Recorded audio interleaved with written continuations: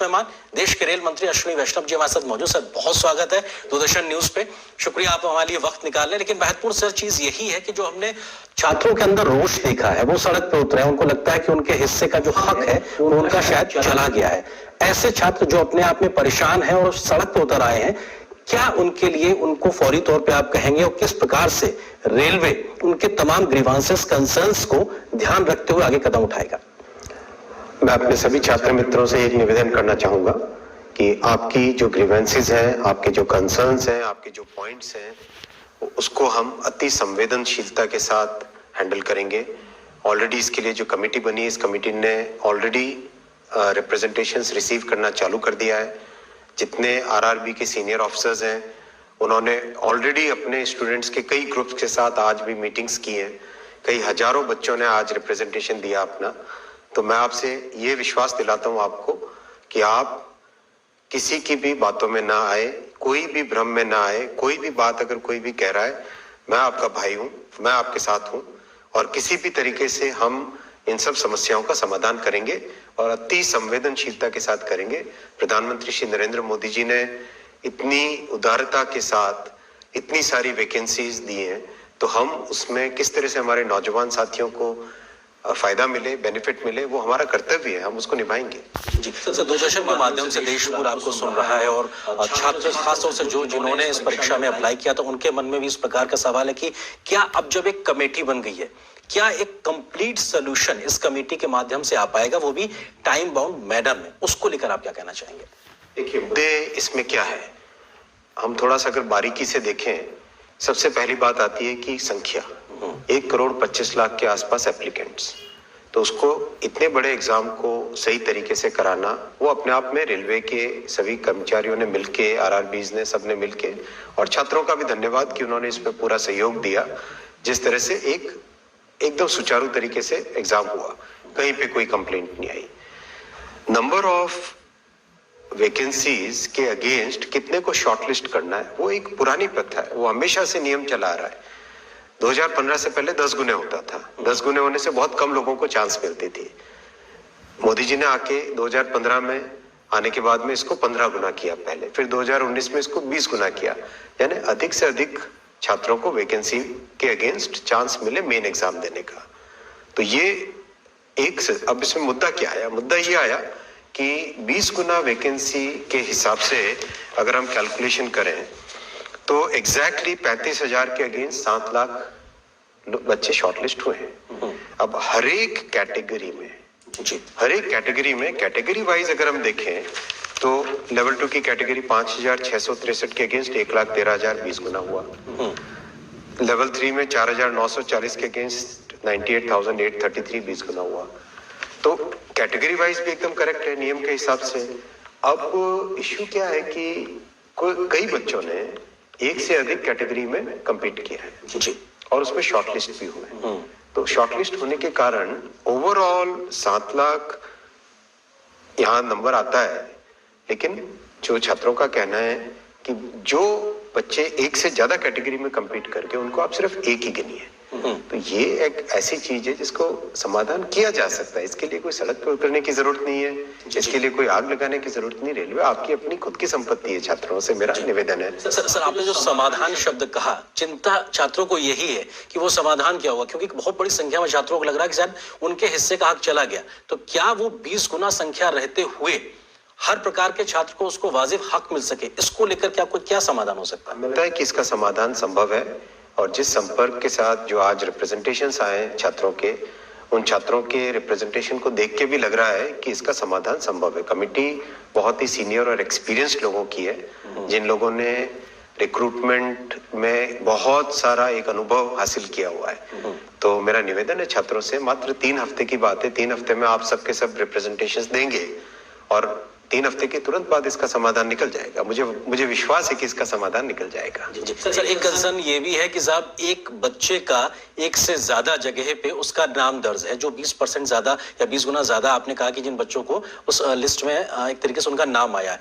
तो ये एक बच्चों को तर्क दिया जा रहा है, बच्चे तर्क इस बात को दे रहा है कि साहब ये उनके साथ अन्याय है, क्योंकि एक व्यक्ति का नाम एक से ज्यादा जगह है। तो ऐसे में वो अप्लाई या ज्वाइन तो एक ही जगह करेगा, लेकिन उसका नाम ज्यादा होने से किसी और का हक मारा जा रहा है। ये एक क्या तकनीकी इशू है और इसका समाधान कैसे होगा? देखिए, हमारी संवैधानिक व्यवस्था में दो चीजें बहुत इंपॉर्टेंट हम सबको समझने की है। पहली, कि हम किसी भी परीक्षा में हमेशा मिनिमम क्वालिफिकेशन प्रिस्क्राइब करते हैं, मैक्सिमम क्वालिफिकेशन प्रिस्क्राइब नहीं कर सकते। जी। पहला, तो इसका मतलब ये हुआ, अगर कहीं पे 10+2 क्वालिफाइंग क्राइटेरिया है, उसमें अगर एक कोई ग्रेजुएट बच्चा अगर अप्लाई करता है तो हम उसको रोक नहीं सकते, राइट? पहला ये। दूसरा, हम किसी भी छात्र को एक से अधिक परीक्षाओं में बैठने से नहीं रोक सकते, क्योंकि ये सबका हक है, ये कॉन्स्टिट्यूशनल राइट है कि मैं जितनी अपॉर्चुनिटीज मुझे मिले, हर एक अपॉर्चुनिटी में मैं ट्राई करूं। ये सभी का एक रहता है, हम भी उसी प्रक्रिया से गुजरे हैं, हमने देखा है ये तकलीफ क्या होती है, ये दर्द क्या होता है, इसमें किस तरह से मानसिक तौर पे जो पेन होता है, जो टेंशन रहता है, जो एंग्जाइटी रहती है, वो मैं समझ सकता हूँ, बहुत अच्छे से समझ सकता हूँ। तो क्या इसका एक तार्किक, लॉजिकल और लीगल सॉल्यूशन निकल सकता है? मेरा मानना है हाँ, निकल सकता है सॉल्यूशन। सर एक बिल्कुल एक लेमन लैंग्वेज में ये तर्क दिया जा रहा है कि साहब 10वीं जो 12वीं पास बच्चों के लिए जो एग्जाम कंडक्ट किया गया तो उसमें ग्रेजुएशन के बच्चे जब आएंगे तो वो बेहतर करेंगे और ऐसी स्थिति में उनका हक कहीं ना कहीं शायद चला जाएगा। ये बिल्कुल एक साधारण सी समझ पाने वाली, कही जा सकने वाली बात है। ये लगातार बड़ी संख्या में छात्र कह रहे हैं, ऐसे छात्रों को आप क्या कहेंगे? मैं कह रहा हूँ कि आपका रिप्रेजेंटेशन हमारे पास आ रहा है, आज ही आना चालू हो गया है, कमेटी ने ऑलरेडी फंक्शनिंग चालू कर दी है।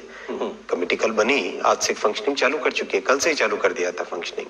आरआरबी सभी छात्रों के साथ मिलना चालू कर दिया ऑलरेडी, रिप्रेजेंटेशंस कितने सारे रिसीव हो चुके हैं, तो मुझे पूरा विश्वास है कि इसका सोल्यूशन निकलेगा। जी। सर महत्वपूर्ण चीज ये भी है कि इस तरीके से आप ये कह रहे हैं 3 सप्ताह तक एक समय, एक विंडो खोल के रखी है कि आपको वो अपने आप में देना है।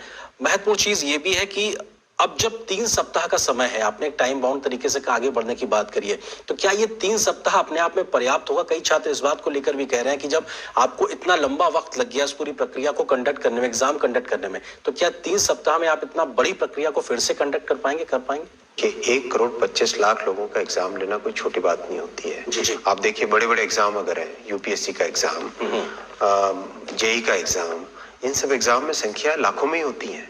ये 1 करोड़ से ज्यादा का है, और उसको भी ढंग से कराना, एकदम बिल्कुल फेयर वे में कराना, ट्रांसपेरेंट वे में कराना, डेफिनेटली एक बड़ा काम होता है। ये मेरे ख्याल से सब बच्चे भी समझते हैं। मुझे बच्चों ने, किसी ने, मतलब जो मुझे फीडबैक मिला, जितना मेरा संपर्क हुआ और जो संवाद हुआ, उससे जो समझ में आया कि कंप्लेंट वहां नहीं है, मुद्दे दो हैं। एक मुद्दा जो अभी आपने 20 टाइम्स वाला बोला, दूसरा मुद्दा है ग्रुप डी का, कि आप इसको सिंगल फेज करेंगे या डबल फेज करेंगे। तो डबल फेज के पीछे सोच ये थी कि 1,25,00,000, उसमें भी 1,35,00,000 या 1,15,00,000 के आसपास एप्लीकेशन है, 1 करोड़ से अधिक है। तो उसे इतने बड़े एग्जाम में यूनिफॉर्मिटी कैसे लाए? आज मान लीजिए मैं अगर प्रीलिम एग्जाम दे रहा हूँ, उस दिन अगर मेरी तबीयत थोड़ी कमजोर रही, तो उस दिन मैं एग्जाम ढंग से परफॉर्म नहीं कर पाया, तो मेरे पास कम से कम एक और चांस होना चाहिए मेन एग्जाम के टाइम में ढंग से मेरिट में आ जाऊं, राइट? ये थॉट प्रोसेस के साथ 2 स्टेज किया गया था। लेकिन जो पुरानी सिस्टम था जिसमें सिंगल स्टेज में किया जाता था, और अभी जो छात्रों का रिप्रेजेंटेशन है, उसका भी एक समाधान निकल सकता है। ये कोई बहुत बड़े ऐसे मुद्दे नहीं है जिन मुद्दों पे जी सड़क पे उतरना पड़े। सड़क पे उतरे छात्र ये भी कह रहे हैं कि जो सेकंड फेज में आपको जो प्रक्रिया अपनानी थी, आपने पहले ही फेज में अपना ली, इसकी वजह से भी उनको दिक्कतें पेश आ रही हैं।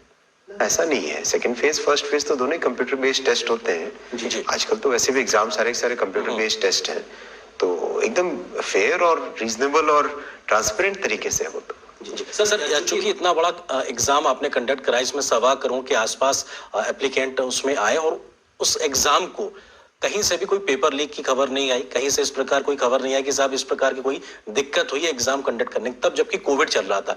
इसको तो हर कोई अप्रिशिएट कर रहा है। किस प्रकार का वो एक बड़ा चैलेंज था जो आप उससे निकल आए, लेकिन इस प्रकार की छोटी छोटी चीजों को लेकर अब दिक्कतें पैदा हो रही हैं? देखिए, जब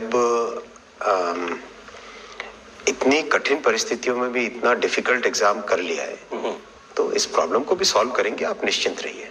और छात्रों को भी मैं कहता हूं कि आप छात्र भाइयों को मैं कहता हूं कि निश्चिंत रहिए, आप इसका सॉल्यूशन निकलेगा। सर हमने देखा कि जो छात्र सड़क पे उतरे थे और उसके बाद में उनके साथ में पुलिस की कार्रवाई भी हुई, इसको लेकर भी बहुत ज्यादा खबरें बनी, उस सबको लेकर रेलवे की संपत्ति का नुकसान भी हुआ। आप इस पूरे घटनाक्रम को किस तरीके से देखते हैं? क्या ये एक टाली जा सकने वाली एक स्थिति हो सकती थी? मेरा मानना है कि देखिए, कॉन्स्टिट्यूशनल व्यवस्था में हमें फंडामेंटल राइट्स पे हम बात करते हैं, लेकिन हमें अपनी खुद की स्वयं की ड्यूटी को भी देखना पड़ेगा।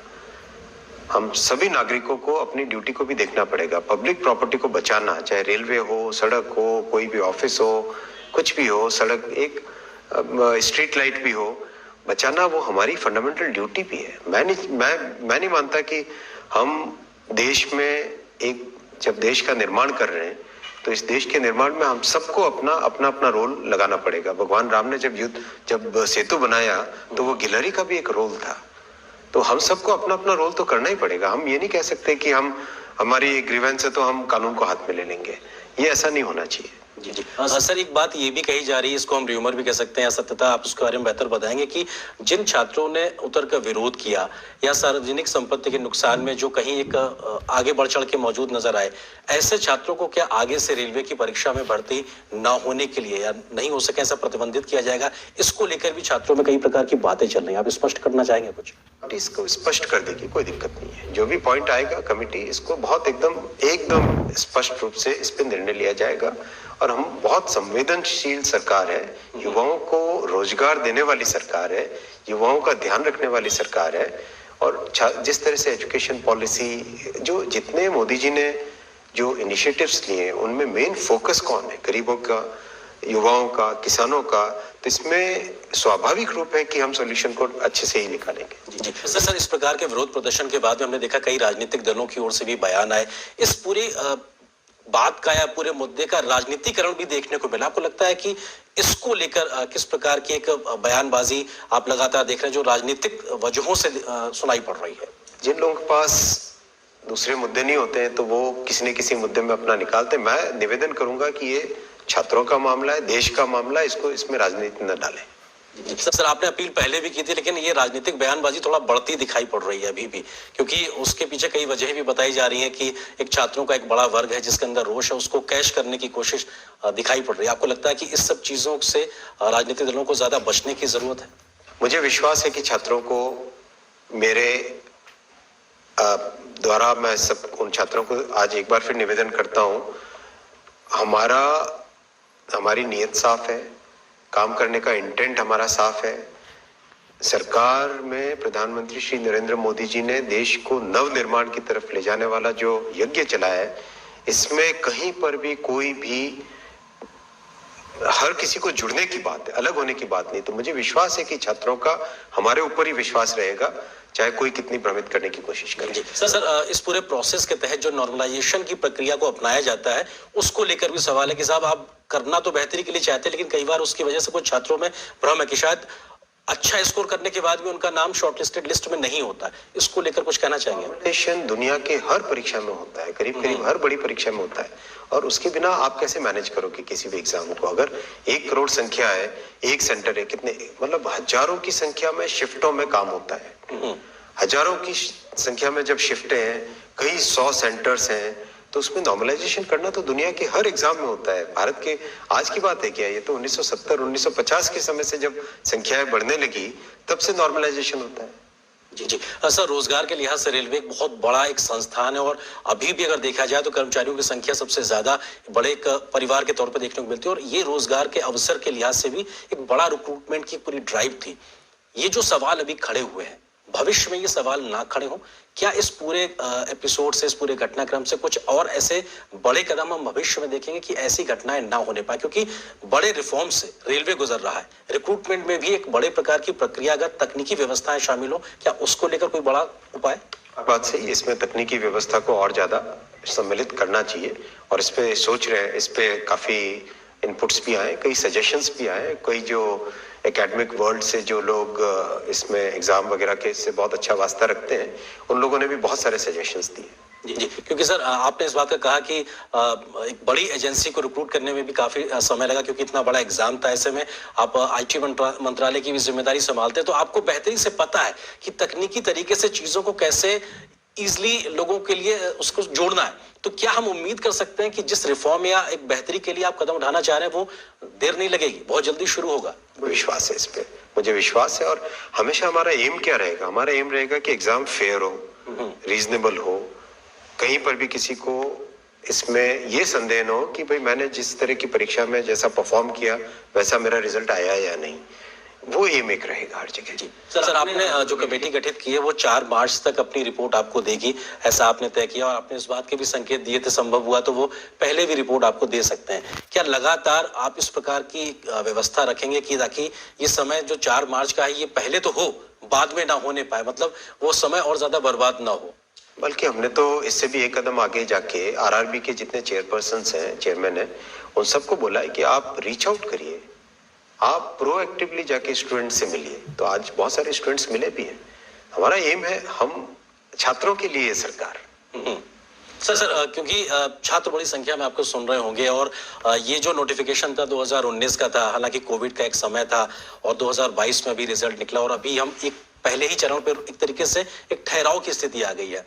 ये इतनी लंबी प्रक्रियाएं ना हो, इसको लेके क्या आप आश्वासन देंगे? बहुत सारे विषय है इसमें। एक तो कोर्ट का भी मामला आता है, जैसे ट्रिब्यूनल्स का, कोर्ट का। तो मेरा देखिए, ये सामाजिक व्यवस्था है हमारी, इसमें बहुत सारे स्टेक होल्डर्स आते हैं, तो सोचना पड़ेगा इसमें किस तरह से और इसको स्पीड अप करे।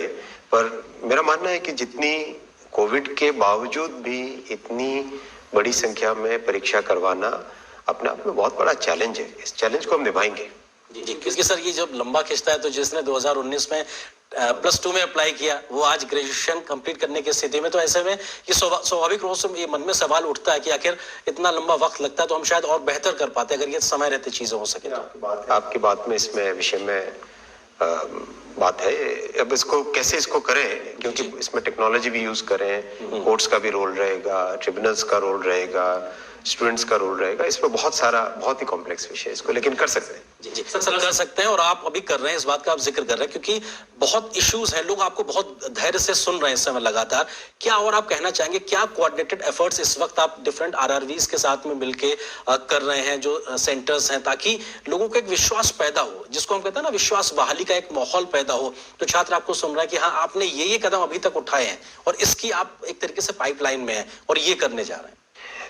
कमिटी फॉर्मेशन के तुरंत बाद में कमिटी ने काम चालू किया। आरआरबीज के जितने चेयरपर्सन है वो प्रोएक्टिवली अपनी तरफ से जाके स्टूडेंट्स को रीच आउट कर रहे हैं कि आपका जो भी पॉइंट है, आप अगर ईमेल में नहीं देना चाहते, रिटन रिप्रेजेंटेशन देना चाहते हो तो रिटन दे दो, ओरल रिप्रेजेंटेशन देना चाहते हो तो ओरल ले लो, हम लिख के नोट करके रख लेंगे। इस लेवल तक हम संवाद को ओपन है, इस लेवल तक संवाद ओपन है। तो मेरा छात्रों से एक बार फिर निवेदन है कि आप विश्वास रखिए, इन सब चीजों का समाधान संभव है और इन सब चीजों का समाधान होगा। और भविष्य देखिए, आपको रेल चलानी है, आपको रेलवे चलानी है। अगर आपकी रेलवे को आप अगर आज से ही उसी ध्येय के साथ, उसी जो एक अपनेपन के लिए जो होता है, वो उसी ध्येय के साथ काम करेंगे तो आपको अच्छा लगेगा। और विश्वास रखिए, ये बिल्कुल इसमें कहीं पर भी कोई भी चीज गड़बड़ नहीं होगी, अच्छे तरीके से करेंगे। सर सेकेंड फेज का जो एग्जाम था उसको फिलहाल कमेटी बनाने, उसकी रिपोर्ट आने तक के लिए स्थगित किया गया है। थोड़ी देर के बाद है जी, क्योंकि इसको लेकर भी जी देखिए लीगल भी देखना पड़ेगा। जो छात्र सेलेक्ट हुए हैं, शॉर्टलिस्ट हुए हैं, उनका इंटरेस्ट भी तो हैम्पर नहीं होना चाहिए ना।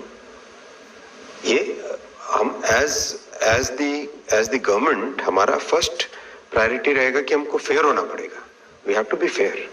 तो जो लोग सेलेक्ट हुए हैं उनका इंटरेस्ट भी हैम्पर ना हो, वो भी तो देखना पड़ेगा ना। जी, क्योंकि जो आप सेलेक्ट हुए हैं उनका इंटरेस्ट हैम्पर ना हो, इस बात को लेकर भी दूसरी तरफ से भी ये तर्क दबी जबान से ये आ रहा है कि साहब ऐसा ना हो कि अब एक दबाव में इस प्रकार की कोई प्रक्रिया अपनाई जाए जिनमें जो छात्र पहले लिस्ट में आए हैं उनका नंबर के साथ कंप्रोमाइज हो। बिल्कुल एकदम फेयर वे में करेंगे, कम से कम वो आश्वस्त रहे, 100% पक्का आश्वस्त रहे। बिल्कुल। सर एक अंतिम एक सवाल आपसे यही कि जो छात्र उतरे थे विरोध प्रदर्शन के लिए, अब वो आगे ना उतरे, बैठे और इंतजार करें, लास्ट में आप उनसे क्या एक अपील करना चाहें, क्योंकि राजनीति भी बहुत देखने को मिल रही है, भले आप बहुत राजनीतिक कमेंट नहीं करना चाह रहे हैं, बट फिर भी इसमें राजनीति करने की भी कोशिश साफ तौर पे दिखाई पड़ रही है। मेरा एक ही निवेदन है सभी छात्रों से, आप बिल्कुल भी किसी की बातों में भ्रम में ना आए।